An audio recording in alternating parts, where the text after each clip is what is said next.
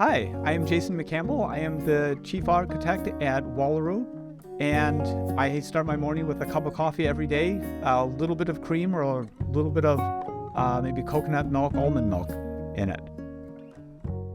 I love the fact that you talked about economics of operations, because as we're gathering more data by the minute, it is one of the most important questions, and maybe even for people who have their data on the cloud, because not all of the data is relevant, or stuff maybe it stops being relevant after a point in time.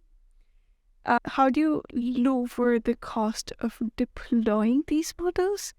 And how do we think about how much data do we keep on our premise? Good question. We struggle with the same question. So a lot of my job is how do we lower the cost of deployment? And cost of deployment is everything from how much bandwidth does it take to get a new version of a model out. If it's a whole container, that may be gigabytes potentially. If it's a bloated container, that's a lot of transmit time. If you can get it down to just deploy a small model bundle, that can be megabytes or tens of megabytes perhaps. So, but really to me, the biggest cost of deploying a model is typically the human, the ops talent, the data science talent. And how do you make those people more efficient so that they're really generating as much value as possible and not having to mess around with all the little details. And I tend to think of that as the same thing that we saw with Kubernetes and all the other data center optimization tools, is when you're able to take your team and suddenly over a couple of years be able to manage 10x more servers.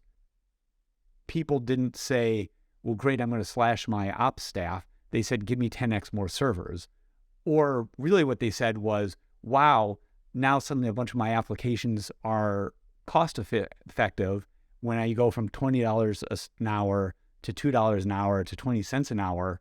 So give me 30x more servers, go hire people. This is awesome. And we're seeing the same thing with ML in general.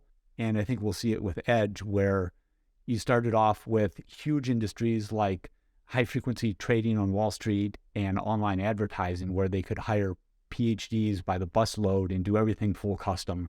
And if it costs $100 million, that's a good deal. Most companies aren't going to be able to justify that.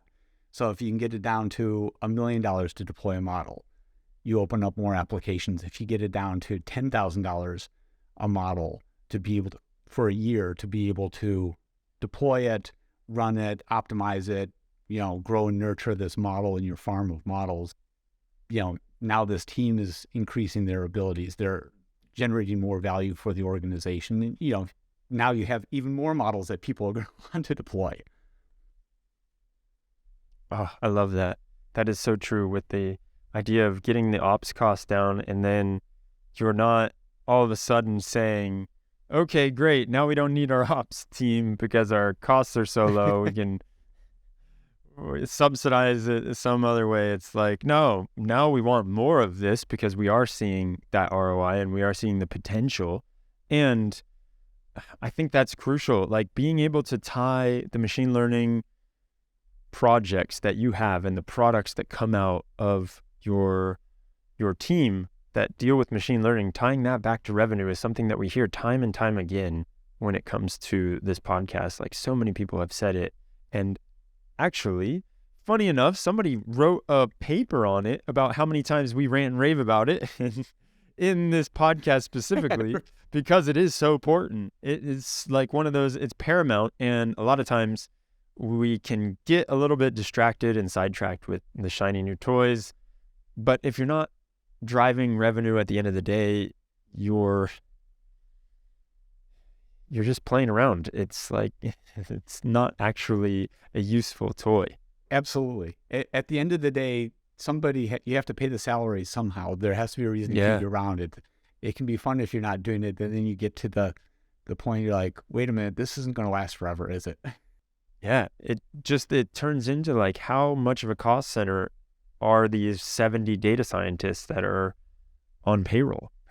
And how can you justify keeping them if you aren't actually, they're not pulling their weight. Or even, it's not only the data scientists, it can be the data engineers, the data, anybody, or the machine learning engineers, whoever it is. If all of these projects that are coming out of the team that is supposed to be delivering some machine learning capabilities are not actually hitting the mark, you've got problems. So I know I'm preaching to the choir. And Jason, it's been great talking to you, man. In case anyone has not already seen Wallaroo, I would highly recommend they check it out and they get to see your skills in action with that platform.